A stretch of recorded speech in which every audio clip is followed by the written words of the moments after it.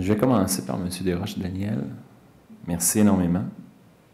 C'est toute qu'une patience que Daniel a autour de la table. Je peux vous dire que c'est tout qu'un métronome. C'est une personne qui réussit à ramener les gens ou à donner la bonne direction à la ville. Puis je pense qu'aujourd'hui, ce qu'on récolte actuellement, ce que disait tantôt,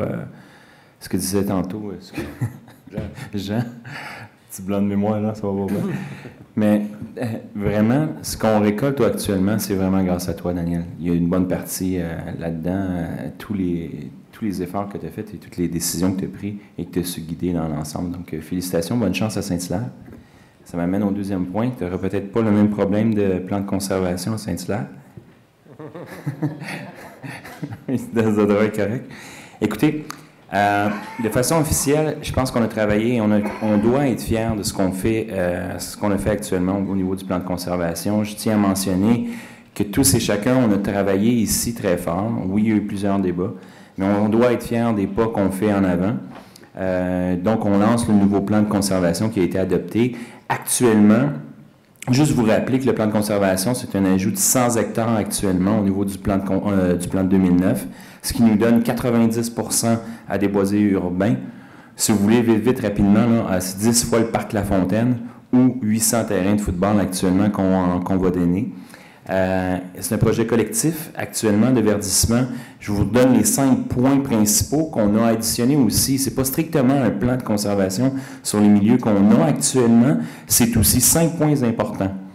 Reboisement du territoire pour atteindre 10% de superficie des boisés sur l'ensemble de la ville.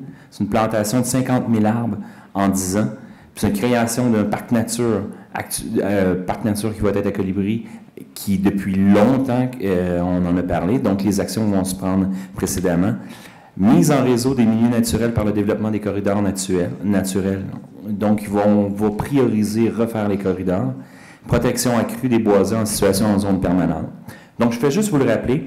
Et pourquoi je vous le rappelle, c'est qu'à partir d'aujourd'hui, le 6 juillet, vous allez recevoir au porte-à-porte le pamphlet du plan de conservation.